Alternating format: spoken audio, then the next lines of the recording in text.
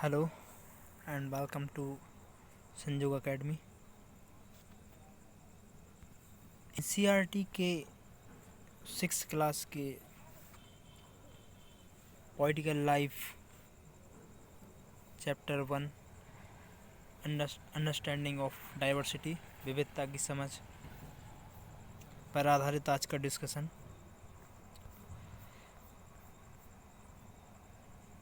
India एक diverse country है। India के कॉन्टेक्स्ट में, इंडियन डाइवर्सिटी के कॉन्टेक्स्ट में यहाँ पे एक बहुत ही famous sentence unity of diversity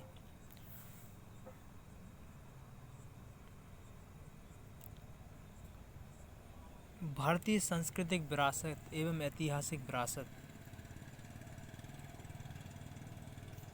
इतना प्राचीन इतिहास, समृद्ध इतिहास,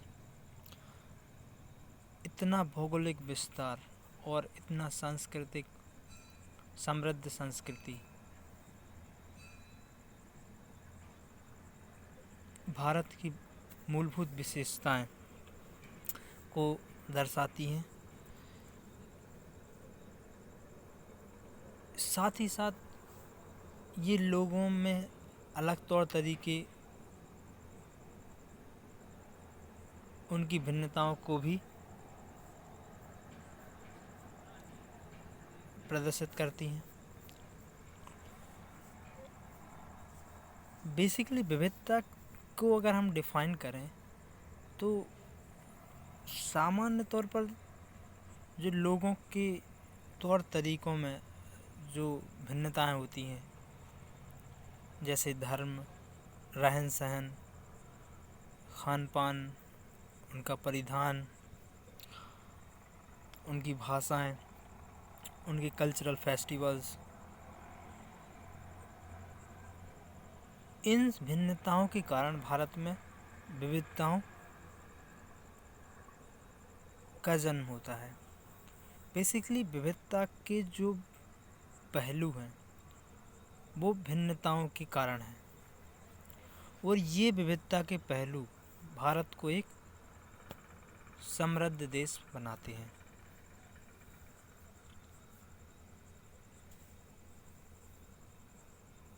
इन भिन्नताओं या विविधताओं के कारण के दोनों ही एस्पेक्ट, अगर पॉजिटिव एस्पेक्ट्स में, पॉजिटिव कॉन्टेक्स्ट में हम बात करें तो ये इंडियन कल्चर को जितना समृद्ध बनाती है, कहीं ना कहीं कुछ विरोधाभास का भारत में सांप्रदायिक दंगे, भेदभाव पूर्ण जो व्यवहार है, उनके कॉन्टेक्स्ट में हम इन भिन्नताओं, इन विविधताओं को देख सकते हैं। सवाल आता है कि भारत में इतनी विविधताएं क्यों हैं?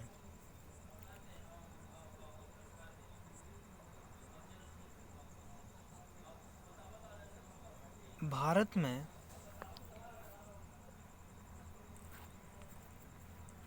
इतनी प्राचीन परंपराएं, इतना समृद्ध इतिहास, साहित्य और जीवन की जो मान्यताएं हैं, उनके तौर तरीके में भिन्नताएं एक लंबे दौर के दौरान ये डेवलप हुई है।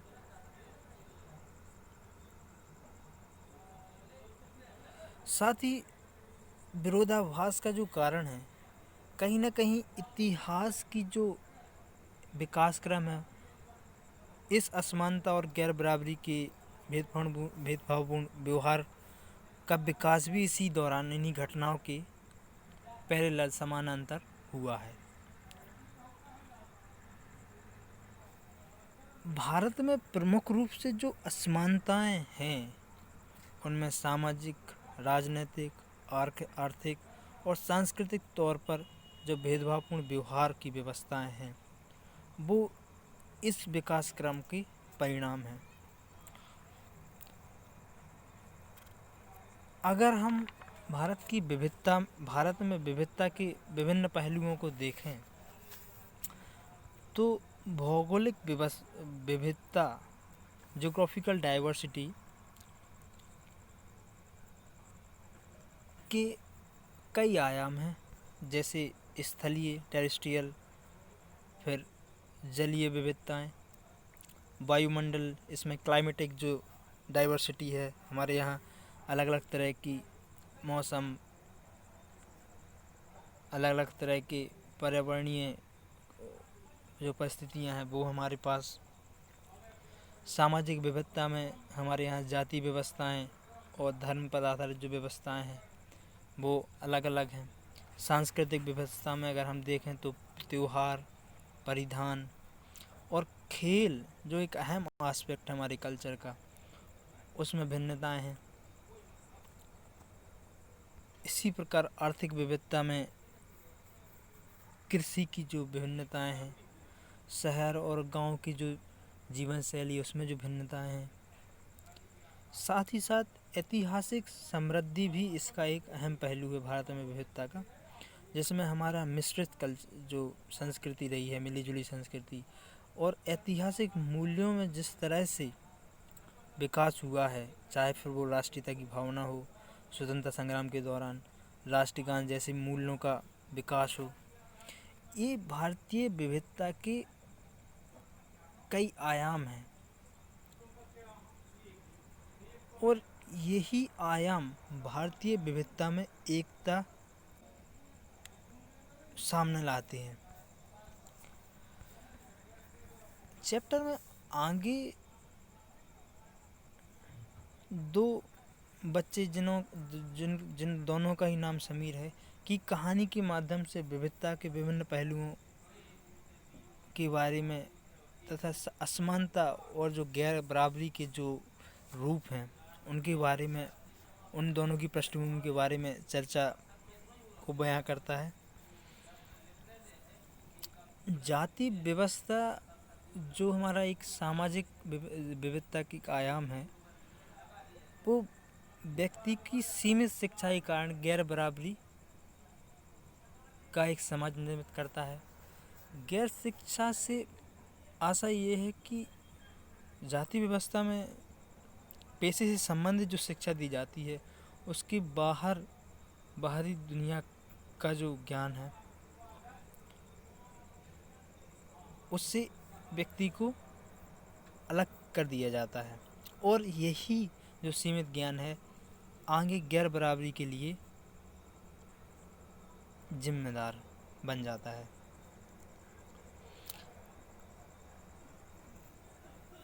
विविधता जीवन को कैसे समृद्ध करती है, इसके जवाब में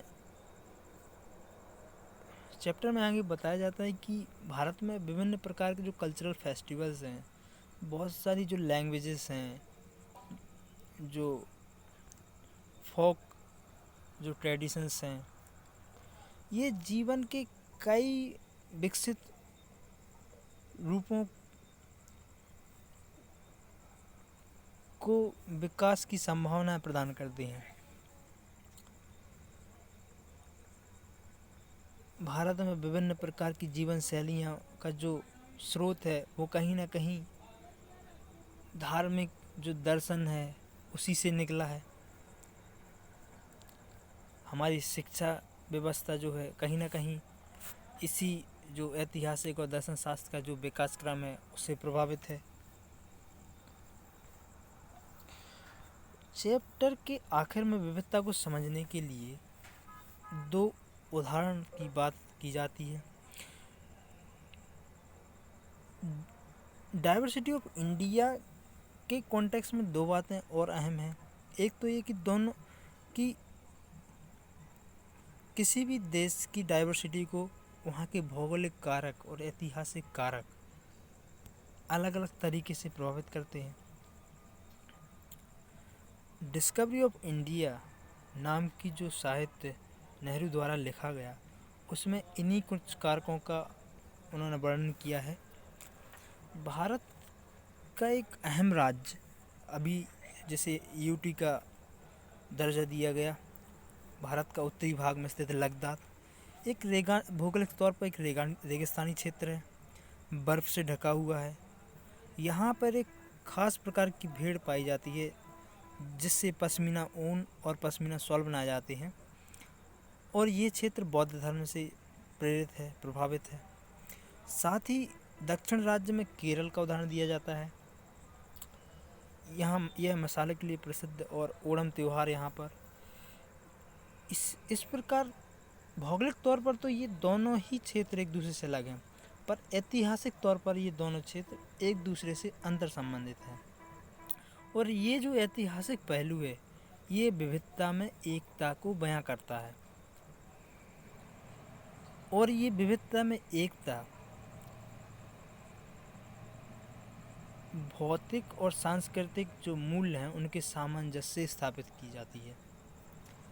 हमारी जो मूल्यों का जो विकास है वो हमारी विविधता में एकता के लिए उत्तरदायी है।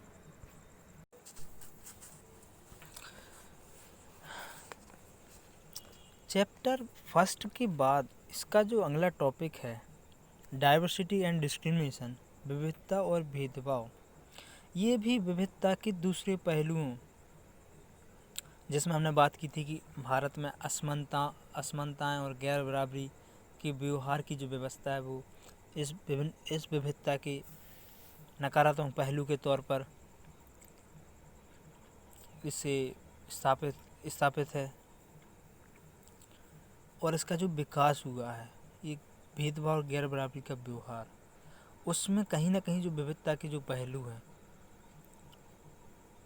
उनसे प्रभावित है भेदभावपूर्ण व्यवस्था। साथ ही साथ गैर बराबरी का जो व्यवहार किया जाता है इसका एक नकारात्मक पहलू ये है कि लोग सामूहिक गतिविधियों में ऐसे समूह जो भिन्न होते हैं उनको अलग थलग करने का प्रयास किया जाता है।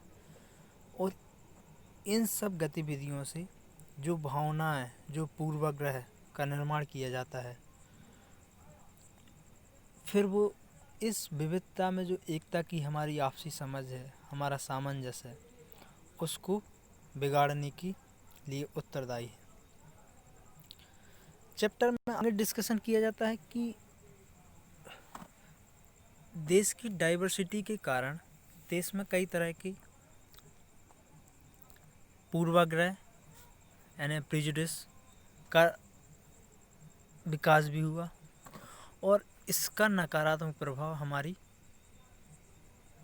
धार्मिक विश्वासों और हमारी सामाजिक व्यवस्था पर पड़ा।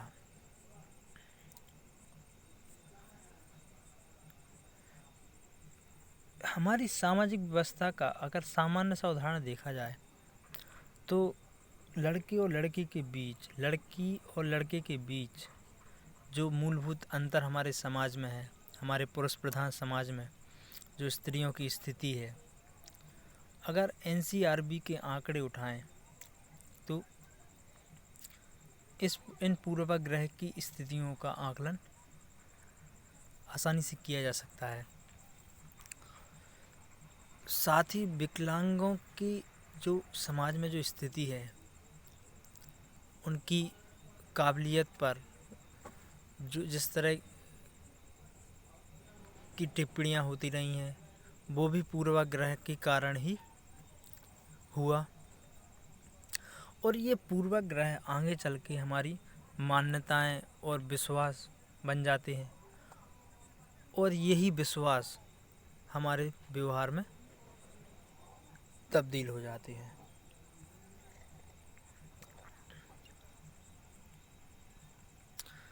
रूढ़िबद्ध धारणाएं भी एक अहम हिस्सा है भारत में जो विविधता के नकारात्मक पहलुओं में से एक है, जहां हम धर्म और लिंग के आधार पर भेदभाव करते हैं।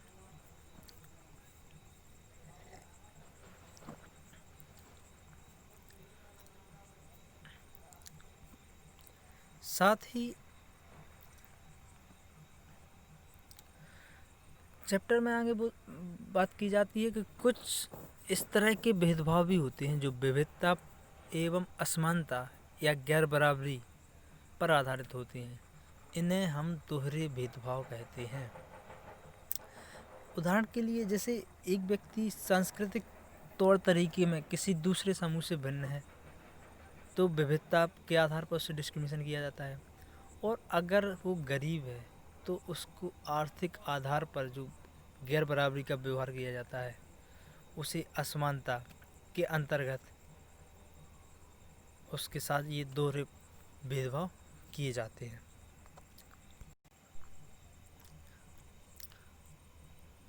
डॉक्टर भीमराव अंबेडकर, जिन्हें भारतीय संविधान के पिता एवं दलितों के जो मसीहा के नाम से भी जाना जाता है, इस तरह की जो पिछड़ी जातियां रही हैं जिन्हें समाज से अलग किया गया, अछूत कहा गया, के अधिकारों के लिए काफ़ी संघर्ष किया। खुद महार जाति से संबंधित थे। उन्होंने इस तरह के दलित समुदाय के बच्चों को शिक्षा के लिए प्रोत्साहित किया, जाति व्यवस्था का विरोध। साथ ही साथ जीवन के अंतिम दौर में बौद्ध धर्म में परिवर्तन किया।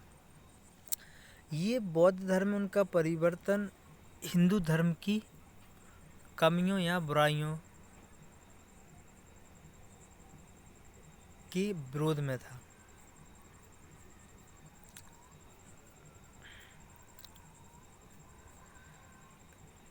चैप्टर में आगे बात की जाती है कि अगर हमारे समाज में इस तरह की असमानताएं जो सांस्कृतिक या विविधता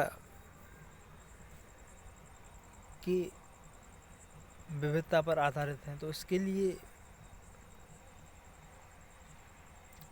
फिर समाधान के तौर पर क्या किया जाए। समानता के लिए, समानता कोई एक ऐसी स्थिति नहीं है जो एक दिन या एक साल में प्राप्त की जाए। इसके लिए जीवन भर संघर्ष किया जाता है, पीढ़ी दर पीढ़ी संघर्ष किया जाता है। और इस तरह के जो मूल्य, जो सामाजिक मूल्य हैं, वो सामुदायिक प्रयासों का परिणाम होते हैं। और यही कारण है कि हमारा जो भारतीय संविधान, जब हमारा संविधान का निर्माण किया गया तब इन सब मुद्दों पर गौर किया गया, क्योंकि भारतीय स्वतंत्रता संग्राम के दौरान इस तरह की समस्याएं उस वक्त के नेताओं ने महसूस की। और फिर भारतीय संविधान में इस तरह के अधिकारों का वर्णन किया गया। भारत को एक धर्मनिरपेक्ष राष्ट्र घोषित किया गया। राज्य सभी धर्मों का बराबर सम्मान करे, सभी धर्मों को प्रोत्साहन दे, इस तरह की व्यवस्थाएं की गई। तो इन दोनों अध्यायों में हमने ये देखा कि भारत में विविधता भी बहुत है और विविधताओं से निकले जो भेदभावपूर्ण व्यवहार हैं उसके भी कुछ नकारात्मक पहलू हैं। और भारत की जो समस्याएं हैं वो इन पहलुओं से अंतर संबंधित हैं।